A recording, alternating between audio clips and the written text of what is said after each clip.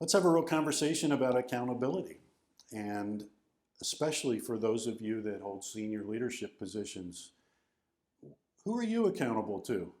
I think this is a good question. It's a question that I'm not sure that most people think about as much. There's the obvious for many senior leaders. They're accountable to the board of directors. They're accountable to ownership. Perhaps you would see yourself as accountable to your customers, to your suppliers. I'd like to squarely point your accountability towards your employees, and I'd like you to squarely point your sense of accountability towards the community in which your business exists and in which you and your employees live. If those two communities are served, employees and the environment around you, the community in which you operate, then I believe that's the highest calling for you as a senior leader in terms of your accountability and how you see yourself adding value in the world.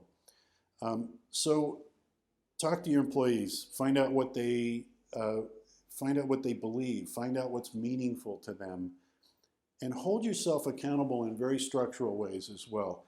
Make sure that you make specific commitments to your employees for project work, for decisions, for analysis, whatever you commit to your employees, be as public and accountable for those things as you're asking them to be to you.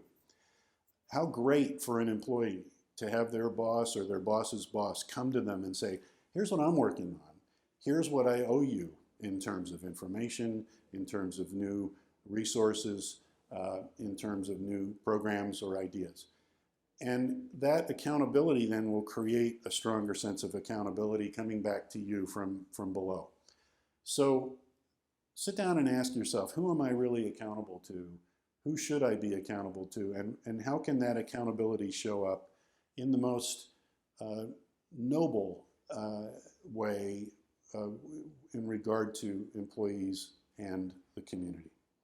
Love to hear your thoughts on this. Thanks for being part of the conversation.